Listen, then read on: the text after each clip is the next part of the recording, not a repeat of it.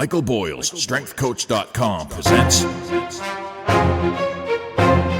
the Strength Coach Podcast, brought to you by Perform Better, the experts in functional training and rehabilitation. PerformBetter.com.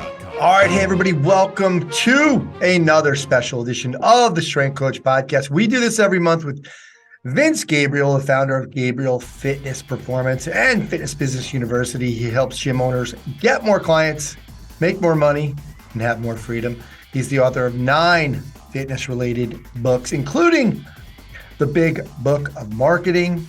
He also does the KISS Marketing Business Secrets for Gym Owners segment on the regular episodes. Always a pleasure. Vince, thanks for doing this. Ant, thanks for having me. I love doing these. All right. Well, last time I know you've been crazy busy, and especially we had a great episode. I highly recommend everybody. Today is November 15th, but this will probably be released around the 20th. It'll still have time to listen to last episode I did with Vince, because it's an end of the year promotion, or not promotion, but referral marketing idea is just amazing. And there's plenty of time for that.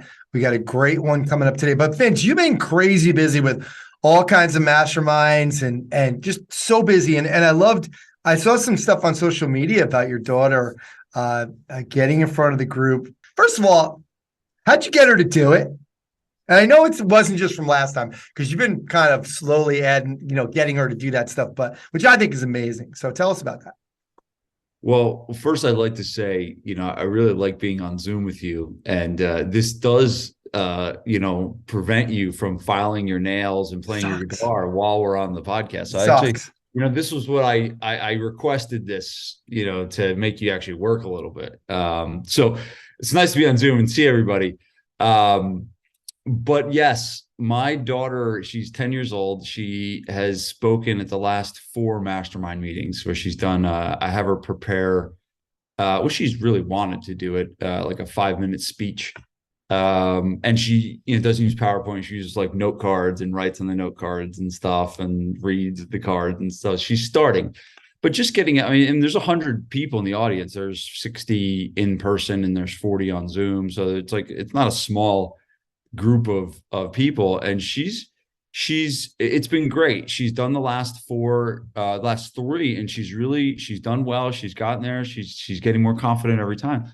But this past one, she had the note cards, and she dropped the cards, and the cards ended up it was weird. It's like this slow motion thing where she had the cards in her hand, she's trying to flip it, and all of a sudden they flew in the air, and they scattered out around. And she had no idea where she was. She couldn't find the card where she was at, and the place just stopped, and it was just silent. And she's looking down at the cards, and she's trying to find her card, and she couldn't find it. She finally literally it felt to me like it was 27 minutes, but it was probably only 5 seconds. I don't know, but she stopped, and she ended up finding her spot. And she got back, and then she lost her spot again, and she's looking down at the cards on the floor again. And I'm literally against the wall, and I see Vanessa across the room, and she's against the wall on the other side. And I'm there's something in me that is holding me against the wall not to go up there to help her. And every person in the audience wanted to run up there and help her. And they saw that I wasn't doing it, so they weren't going to do it if I wasn't. And she ended up finding her spot, and she finished the speech. And it was the roar of applause was incredible, right? And not because she did a good job, but because she didn't crack. Yeah. Any person that something like that happens. I mean, you think of how many adults crack. And we're on this to Perform Better stuff. People their PowerPoint goes out and stuff, and all of a sudden they're this is a 10-year-old kid in front of 100 adults. The fact that she didn't, and it was kind of cool because a couple of things. One, it gave her a ton of confidence, right, to realize, hey, this is, and we have this thing. It's keep going. Right. That's what the lessons, because we talked about this with her for a lot. And the lesson to her was keep going. In the face of adversity, keep going. In the face of challenges, keep going. Just keep going. Just keep going. And she kept going. She didn't stop. And we were proud of her. But what the lesson from a parenting standpoint is, we have a rule in our house that we are not allowed to do anything for our kids that they can do themselves. That includes tying their shoes. That includes making a sandwich. That includes whatever they can, clean the dishes. Like, if they physically are able to do it themselves, like I take my daughter to the library and she gets 25 books out when she goes to the library. I don't carry the bag. She's literally like dragging the bag against the ground, and I do not carry it for her because I want her to feel responsible for her own stuff. And so that's like the rule we have in our house. And it was like, that was the hardest time I've ever had to enforce the rule. Right. I was like, I'm really towing the line here. Like, I really should go up and help my daughter. And I did. And it wouldn't have been horrible if I did, but the fact that something in me, I don't know what it was in Vanessa. I don't know what it was. We didn't go up there, and it was the best decision we could have made for her, for everyone in the audience. So it was really cool. It was the highlight of the weekend. It really was. Such a great lesson too. Like you said, I mean, this stuff will always happen, right? Look what happened to me in Chicago.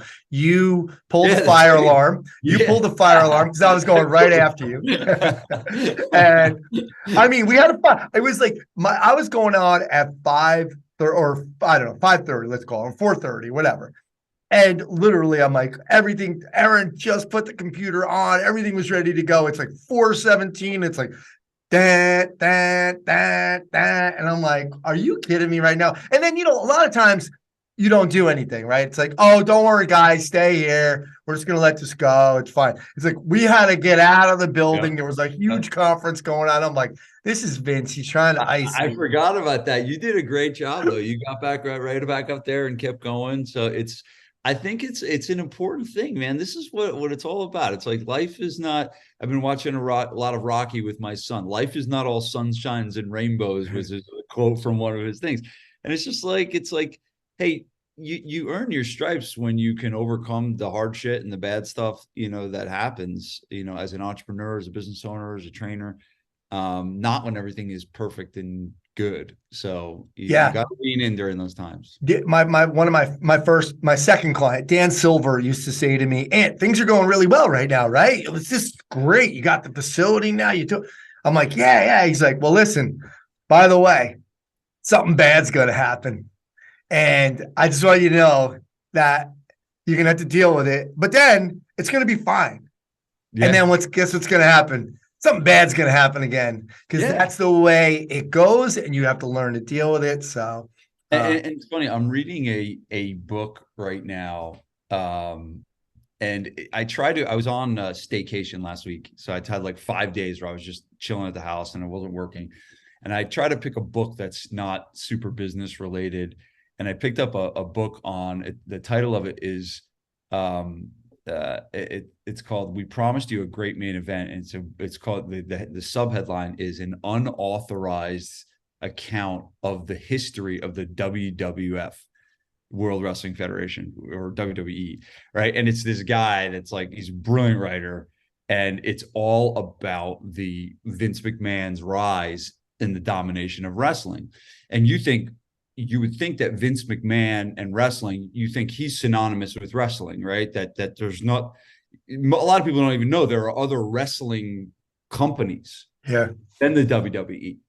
And the great thing I've learned in the book is, like, Vince McMahon, has overcome a lot of stuff through the time of his reign, in that. And there's lots of people, lots of other wrestling companies, and he's been in this battle and these wars and all kinds of stuff. So it's like, you would think, like, from the outside that they have a monopoly, but they really didn't. And there's a lot of challenges and a lot of frustrations on the McMahon side and family. Obviously they're successful, but it's been a really cool, I for some reason, I have such nostalgia over wrestling and the history of wrestling. I just absolutely love it. Very cool. Very cool. I wonder if Charlie's read that one yet. Yeah. Oh yeah. I would think so. Yeah. Wow. So we kind of got, no, we didn't get off track. We're talking about business stuff and life stuff. So it was awesome. But we're here We to should do talk. an episode just this. I know, geez. I mean, it's more fun. It is totally. But I gotta say, I like I said earlier, I loved last episode because I think, so much of this idea about retention is not spoken about enough or discussed enough, or strategies or tactics to keep people. And now the referral program that you were talking about is amazing. And this is another thing today, what you're going to talk about, 5 ways to make more money at your gym without adding new clients. So this is something that everybody can do with what they have currently. And I personally love it too, because in the bar business and the restaurant business that I was in for so long, that was a big thing. I mean, you got those tables, and the idea is from the perspective of, hey, we might only turn that table one more time, but also as a waiter, let's say, or a busboy or a waiter, you want to really a waiter. They're the ones who are going to say, hey, listen, by the way, did you guys we have a great new cocktail, like just apple martini right now. It's fall. We're doing this. And when you can talk people into something that they might not have had and that they might enjoy, same thing like with desserts, or we used to have contests about a bottle of wine, for example, like whoever sold the most of this bottle of wine. Now that's going to increase the check average. It's also going to increase my tip, because if the check is $50, right, then my tip is, let's say it's 20%. But if it's $100, right? So if I got them to do dessert or something. So it's the same idea. Like I have this table right in front of me. Stop worrying about the next table, worry about the table that you're working on. So I just love this idea without adding new clients. So I want you to get right into 5 ways to make more money at your gym without adding new clients. It wants me to get right into it. No revenge. All right. So way number one has to do with price. So let me lead with a story. My wonderful wife, Vanessa, and I don't think she's here right now, but I've told this story a lot of times in other places, but it was our daughter's first birthday, actually the same daughter that did the speech. It was her first birthday. And when it's your first kid's first birthday, you tend to do, extravagant, stupid things in that venture. And she got this cake, and they brought out the cake, and it's like this wedding cake looking thing. It's magnificent. And I'm like, at first, I'm just like, oh, honey, you did a great job finding this cake. Like, this is amazing. Oh man, look at this thing. And I said, where did you get the cake? And she's like, oh, there's a place, it was like 35 minutes away down in Denellen or something like this. And she's like, yeah, Caitlin told me about it. And I was like, interesting, wondering kind of why we got a cake that was 35 minutes away when there's 1,700 places you can buy a cake in our own town, relatives, right? So I'm like, the wheels are turning in my mind, and we're cleaning up. And I was just like, hey, Vanessa, how much did you pay for that cake? And Aunt, like, she turns beet red and gets all like flush, and her voice starts getting high, and she's like, I don't know. I'll check the receipt when we get home, and just like that, we get in the car, and I'm just like, all right, just no more bullshit. Just tell me how much the cake was. And she just like looked down. She was just like, it was really expensive. I was like, how much? She was like, it was $474 for the cake. Oh, way. And I was like,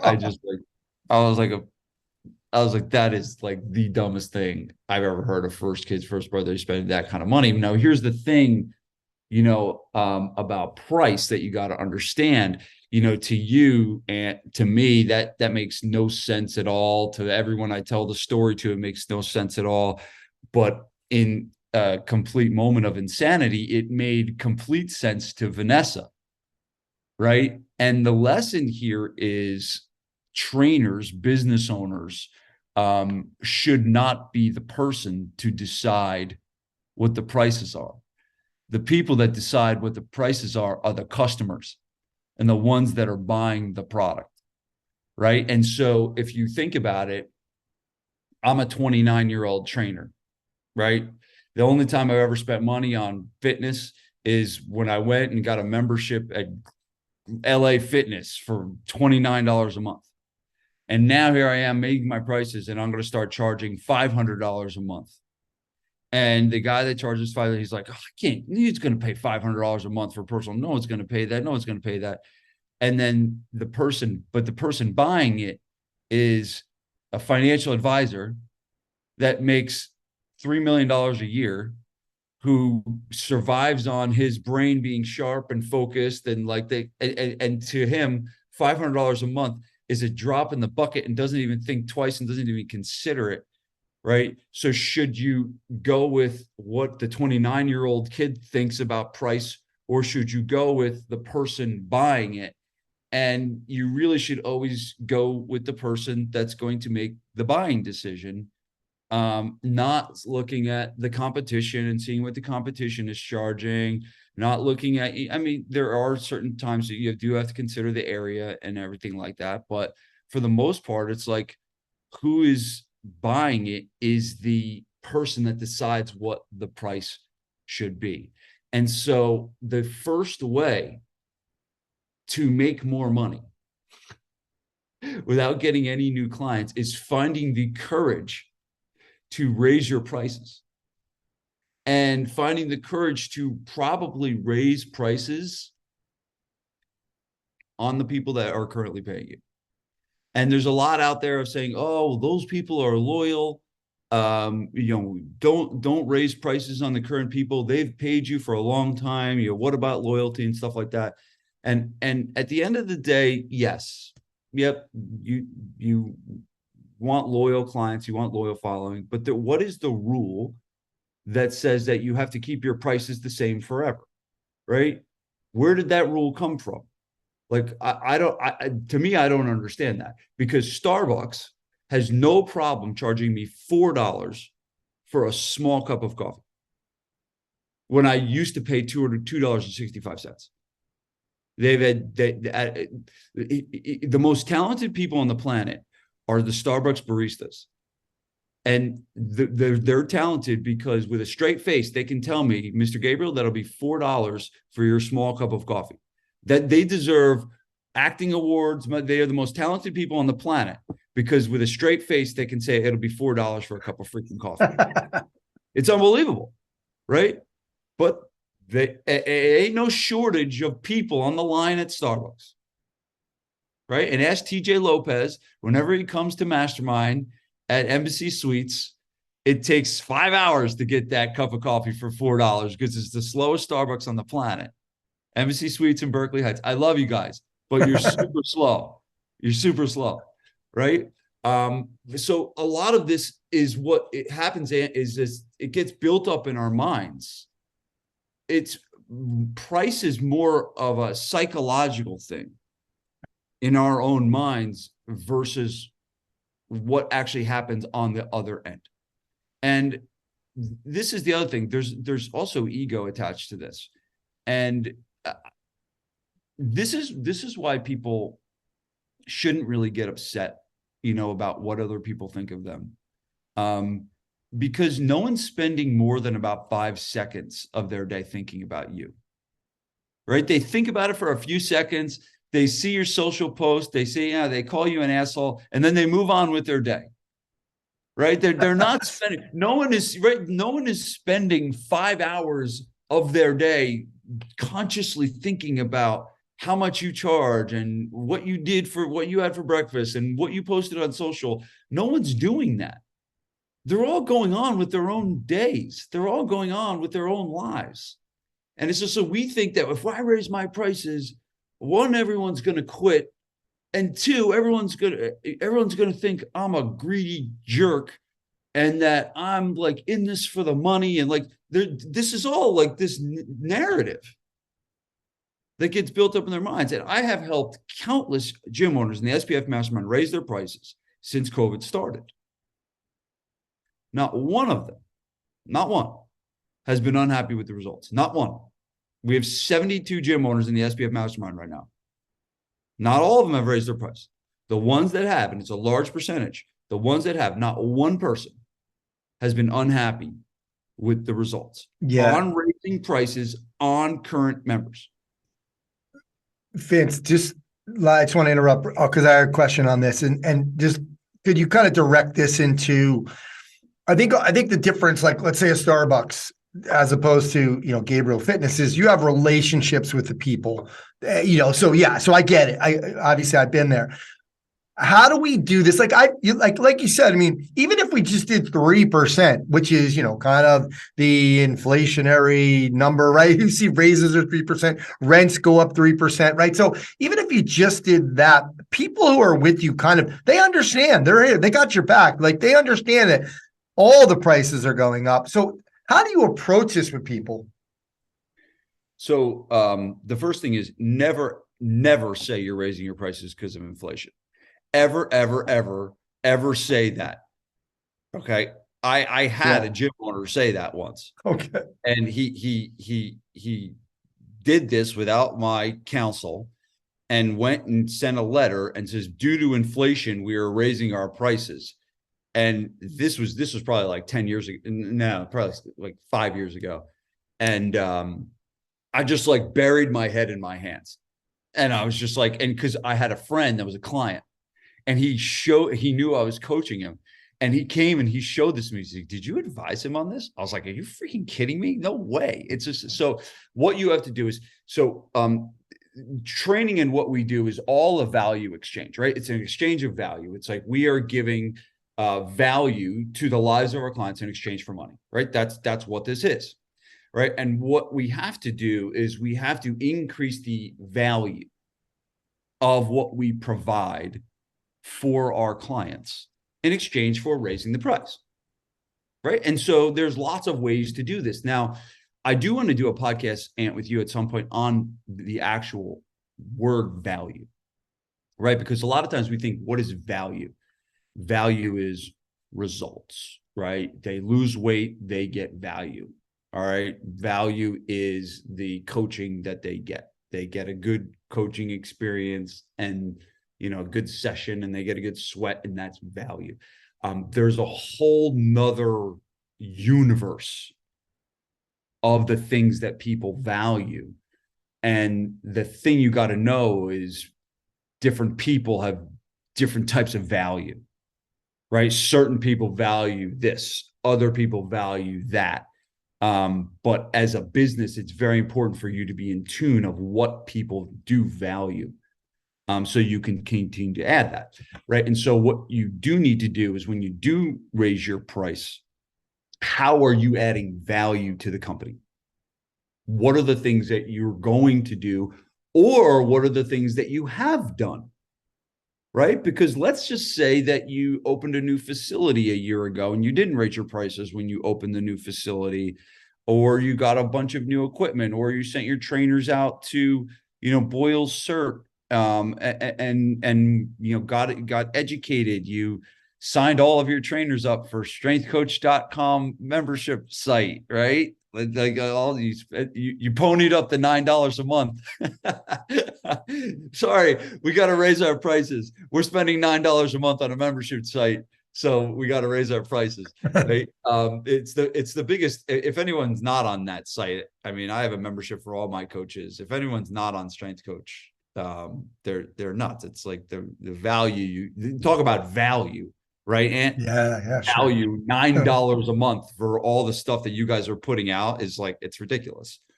So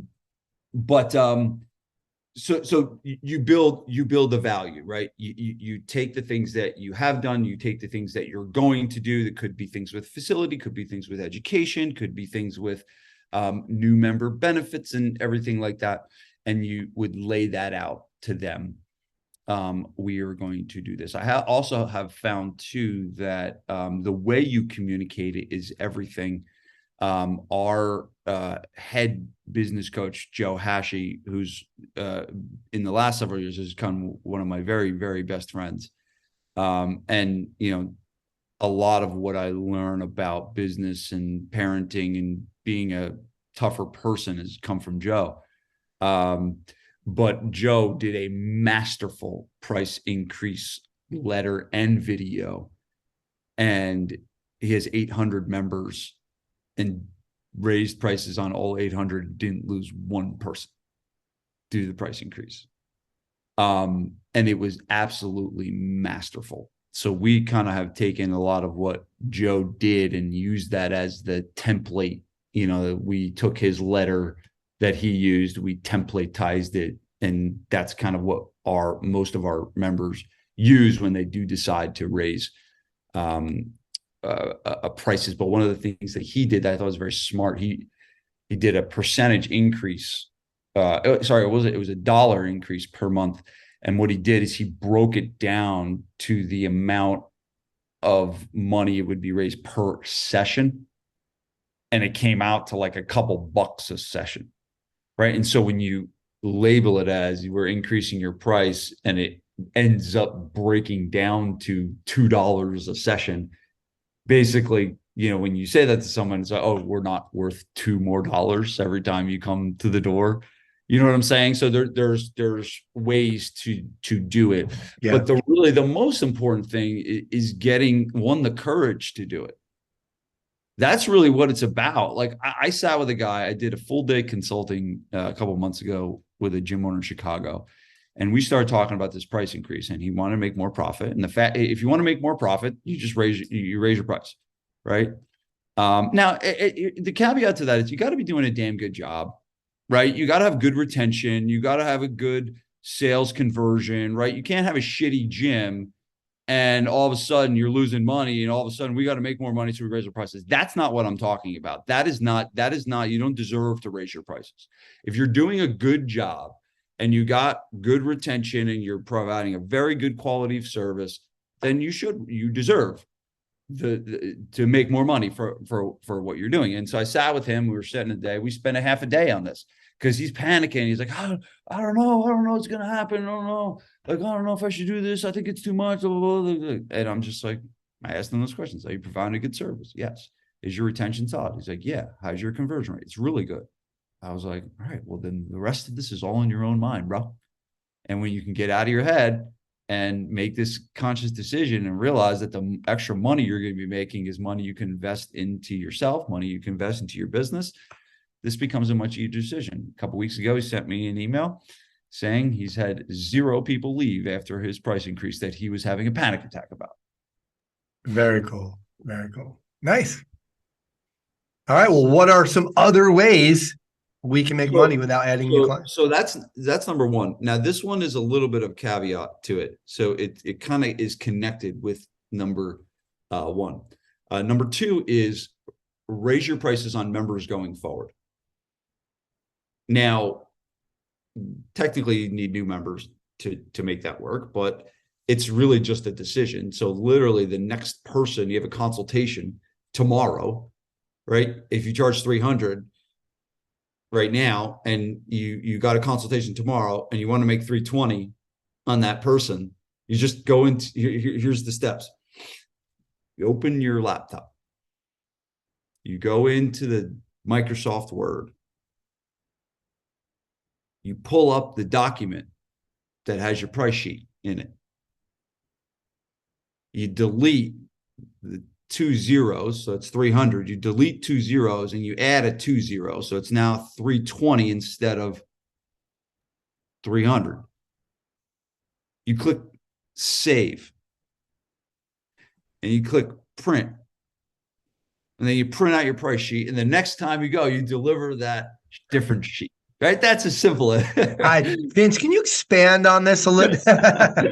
Right, but that's all it is, right? Because you don't have to. You don't need to write a letter. You don't need to justify the value. You don't need to do it. You just literally just do it. But a lot of people won't even do that. Now that's a lot easier, right, than the one I just said. A lot easier than raising the price. A lot, right? But if you want to start making more money, you really this is the fastest way to do it. And this is also more profit, right? I'm not talking about more revenue. You'll make more profit because there shouldn't be an increase in expenses if you raise your price, right? So all of a sudden, if you're now getting $20 more per month from every client that you've got, it shouldn't cost you more money to service those people. So really it's pure profit. Do you do something like also these would be good to go together, like to say, okay, we're raising our prices $25 a month, but then when we go to our current members, we might say, hey, listen, and one of the other things, we are raising our prices across the board, but since you're a long time, since you're a member, we're not raising them as much as what we're doing for newer clients. Yeah. No, definitely. And I think that it's important, so I talk about this all the time, right? I talk about this all the time. And a lot of guys, they listen, they know they should do it, and they don't do it. And it's funny because I recently raised the price on my CEO mastermind. And I wrote them a letter and I raised the price.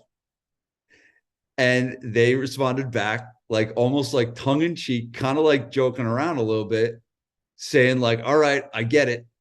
If you can do it on us, I'm gonna go do it. And it almost like gave them permission, like, because I did it to them, almost gave them permission to go and do it themselves, because they realized that, hey, this is how business is done.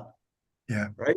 And as long as you're providing a good, and we had 100 with the price increase in the CEO mastermind, we had a 100% renewal rate.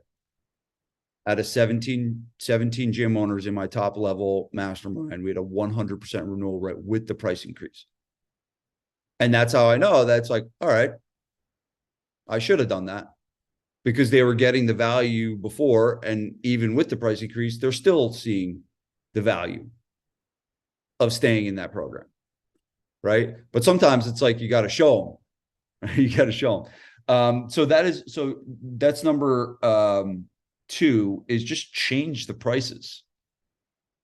Just go and do it. It doesn't take anything other than that dissertation I just gave. Number 3 is maximize what you're currently doing. And that's maximize your revenue per hour. I've helped a lot of people make a lot of money by transferring to small group that we're doing one-on-one. Now, I'm not a basher of one-on-one. I still do some one-on-one in my gym. I would say I'd say closer to 5% of our revenue at GFP is one-on-one. The rest is small group, right? But I have helped many, many people go from one-on-one to small group.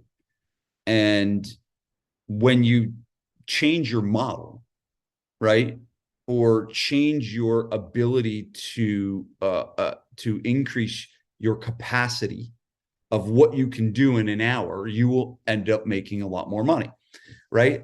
And so the best example is one-on-one to small group. And I have to give credit to where credit is due. Like, I didn't invent small group, right? I learned small group from Cosgrove, who learned it from Plumber, right? It's like, this is, right? But there's a lot of people that have benefited from this. I'm one of them, right? My gym, I was lucky that my gym started 15 years ago as a small group gym. Like, I didn't have to do the one-on-one because I saw what Alan and Rachel were doing, who learned from Tom on a better way to do it, right? And so that is a way, right, to change the model of how you're providing your service. One of the things that I do with a lot of people is I have them watch a specific movie when they're talking about maximizing their current space. And the movie is The Founder. Have you ever seen this movie yet? The Founder, the McDonald's story. Oh, yeah. Michael Keaton. Yeah, great movie. Yeah, what a jerk, Ray Kroc. I never realized what a jerk he was, though. Jeez. But a brilliant movie. Yeah, I mean, brilliant scammer. Absolutely. Yeah. But I thought it was a great movie. It was awesome. No, I agree. So there's a part in the movie where they go to this. Do you remember the part where they go to the tennis court? So they're in the process of building out the kitchen for McDonald's. and they want to create like this really, really efficient kitchen.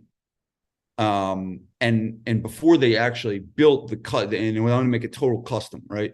And so before they built the actual kitchen, what they do is they went to a tennis court and they actually reenacted the flow of what it was like in the drive-through. And they had certain places where they put the milkshake, and certain places where they put the fryers, and certain places where they,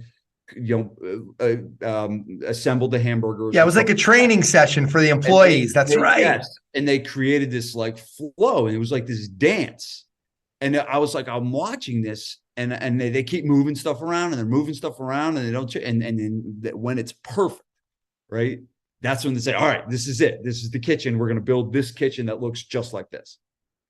And so I have had many people that tell me, I have 1,000 square feet and I can only train 4 people. And I had a guy that was a consulting client of mine, and he said this, he was doing one-on-one, and he was training 3 people one-on-one in this gym that was about 1,000 square feet. And he's like, I can't fit anymore. And I said, well, why don't you go? And he wanted to move to semi-private. And I said, here's what I want you to do. I want you to go and watch this movie. And he went and watched the movie. And he took his 1,000 square foot gym, and he transferred to small group, and he trained 2 groups of 6 in 1,000 square feet. So he went from making whatever it was for 3 people one-on-one to charging for 12 people in semi-private. And the amount of money, I don't remember the exact economics of it, but the amount of money this guy's making per hour versus what he did was he went and he arranged his whole facility. He took out certain pieces of equipment. He moved this against the wall. He moved this in there. He changed all this around. And all of a sudden, you now have a facility and a model that enables you to increase the amount of money that you can make per hour, which dramatically increases the profit on your business without adding more clients, right? If you took that and all of a sudden, and here's another thing, here's another simple one. If you're doing small group and you have 4 people, going from 4 to 6 people will increase the amount of money you make by 50%. Right? And so it's like, now there's, hey, if you're used to 4 and you built around 4, there's some work to do to get it right at 6, because we don't want to do is just add 2 more people and have, right? So there's some work to do, but, and I believe 6 is the sweet spot from what I've seen. 4 to 6 is the sweet spot. I think more than, in order to get, we do a thing where we look and we'll watch sessions of people, and we'll put a stopwatch on how much time a client gets. And so we'll watch the trainer and we'll look at, all right. And when I say the stopwatch starts when I'm within a certain amount of distance of somebody and I'm talking to them, and I get to a couple feet in front of them, it's like, all right, I want you to get your chest up, or, hey, I want you, or how you doing, or the conversation, coaching, whatever. Right.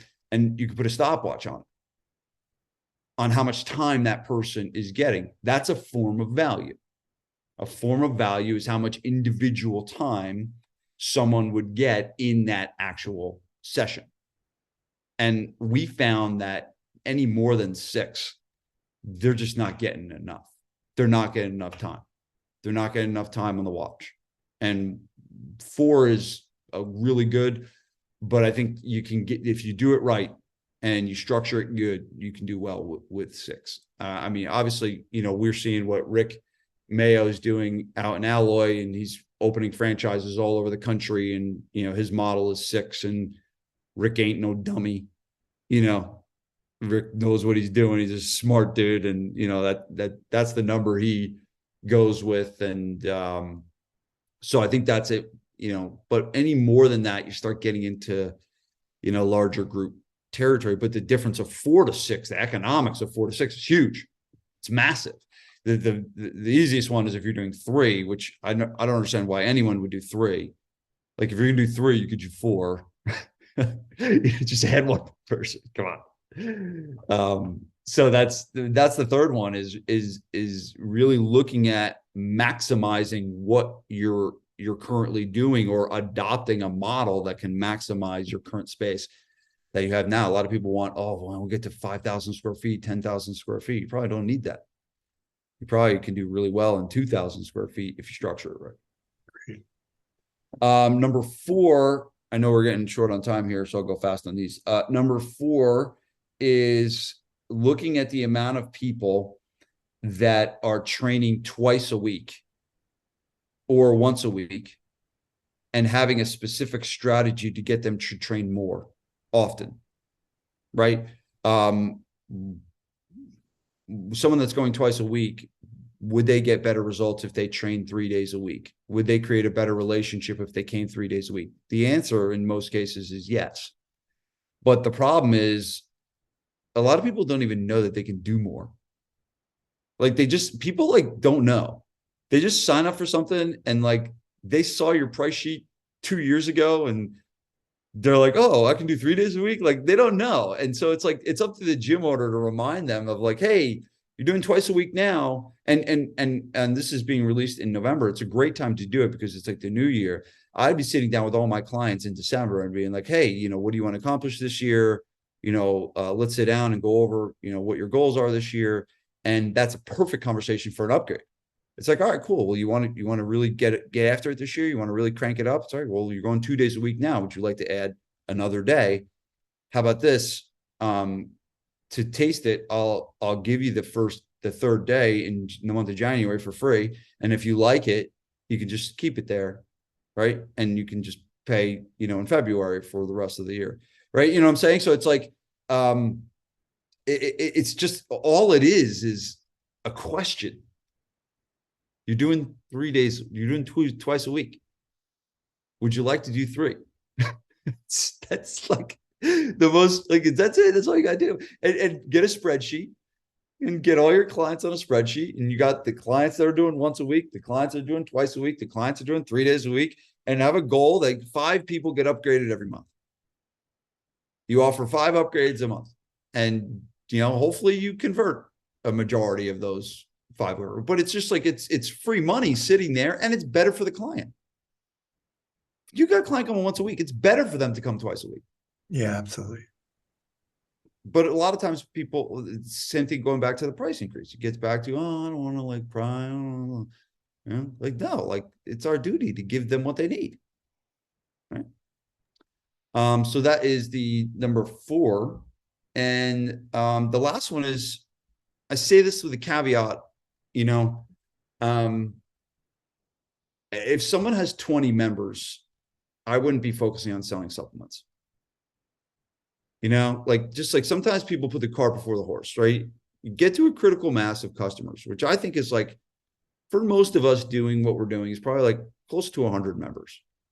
Right? If you're not at 100 members yet, I would be like focusing on everything around getting to 100 members before I started worrying about selling gear and selling t-shirts. It's like, you're going to make so much more money on this stuff if you sell to 100 people versus you sell to 20 people. So before but this is a way. It is a way to add, Jay Abraham's The 3 Ways to Grow Business, right? It's, increase the amount of clients you got, right? Increase the size of the transaction, which we're talking about with the price increase, and increase the frequency of transaction. That's what I'm talking about today is really based on. It's Jay's 3 Ways to Grow Business, right? And, lots of people will call it their 3 Ways to Grow Business. I learned it from Jay Abraham. I think most people have learned it from Jay Abraham. But anyway, sell more stuff to your current people. Sell them supplements.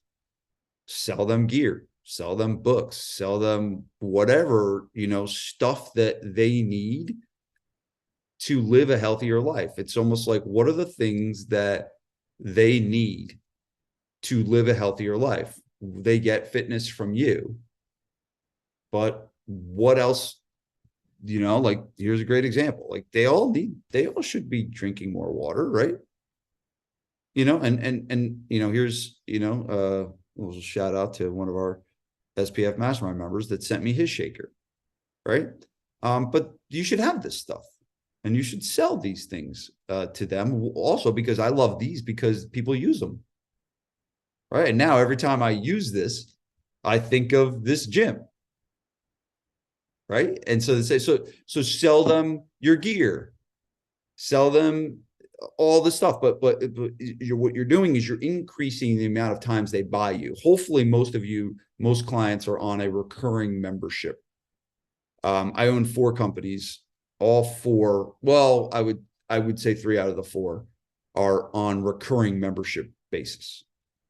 The only one that's not on a recurring membership basis is my sports performance company, and that sells on a block, not a recurring, based on the market of kids. Harder for it, not impossible, but harder for kids to commit year round to something because they're always in and out of sports. But my other 3 companies, the marketing agency, the personal training gym, and the mastermind, is all recurring, right? So they pay you once a month. How can you create situations where they pay you twice a month or 16 times a year? Increase the frequency of transaction to the people that you're currently love by selling them more stuff, right? Selling them more things that, they can buy. So I do, mini workshops and seminars for my guys. They're on, a monthly retainer in the mastermind, right? But I will do, copywriting seminars and speaking seminars and like deep dive stuff where they pay extra to come to, and it's spending 2 days with me. I do one a month. I will do a full day of consulting, where I'll bring someone in for a full day and charge them a hefty fee to spend a whole day with me. That's outside of what they pay for with Mastermind, right? And so what I'm doing is I'm increasing the frequency of transaction, the number of times that they actually buy, but I'm not just giving them nothing. I'm giving them a high value service in exchange for those things. So that's what gym owners, can do to make more money without adding more clients. Those are 5 ways. Jim, let's talk about the gym really quick, just before we leave, and let's go over a couple things. I wanted to just go back and forth with that. So there could be like ready-made like protein drinks that you can have. There could be affiliate programs like Element, which is the hydration, the salt, like that's an affiliate program. You can sell people those. You can sell people Inside Tracker has an affiliate program where they do blood work, right? Athletic Greens. It's not just physical stuff you have in the gym, but what are some other things that you can think of, Vince, that just end with this list? Well, the other one too is, so I said supplements before, I said gear. You just said bars and shakes. The other one that we do is challenges. So we do challenges 3 to 4 times a year where we charge a certain amount of money to be a part of the challenge. So they get extra nutritional advice and extra accountability and coaching throughout the year. Nutrition is another one. Could you add on nutrition coaching and sell nutrition coaching to them where they need extra help and support? We used to have a program years ago that Big Tom ran called GFP Lean, which was a 12-week nutrition program where they would sign up and they would get educated on nutrition and other things like that. So it's all your own creativity, but there's you have a list of buyers right now, right? Every one of the people listening to this has a list of buyers. They're already paying you money, and it's only up to your own creativity to create things where they can pay you more money for those things. And it's not just like to make more money. You're still providing value. You're still providing a service. But we sometimes look at and get, tunnel vision to the only way I can grow my company is to get more clients. And that is a way. And for some of you, it is the way. For some of the people listening to this that have 20 members, the way to make more money is to get more clients. But for a lot of you that have, for some of the people listening to this, they got 200, 300, 400, 500 members, man, everything that we talked about today is exponentially more valuable to you. So the most important thing is to grow the nucleus of your current base that's paying you. And the bigger you can grow the base that's paying you, the more opportunities you have to make more from that base. Absolutely. And that's something that you talk a lot about on here as well, is getting more clients. But this was a great way to show people that you can make more money in your gym without adding new clients. So Vince, thanks for doing this. I had a beautiful time today. This was a lot of fun. And as always, I want to direct people to join the Marketing Master Insiders Club, where they can get tons more of stuff from myself and my team on marketing and sales and business development. And they can join it for a whopping $1. So if they want to get 60 days of coaching from myself and my staff, they can go to club. Now that we're on Zoom, you can put it on the screen. Yeah.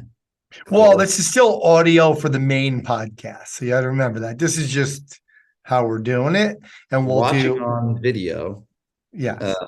There you go. Where would it be, on YouTube? It'll be on YouTube. Yeah, this part. Yep. All right, cool. Club.vincegabriel.com is where they can go and sign up for the trial. Very cool, Vince. And one more thing. I will be raising the price of this program. So as I said in the earlier, okay, the price will now be starting in 2023 will be $47 for the trial. So this is the last month that they can get the trial for $1. 4,700% increase. It's incredible. That's right. All right. Well, Vince, have a great Thanksgiving, bud, and we'll talk to you soon. Thanks, Ant.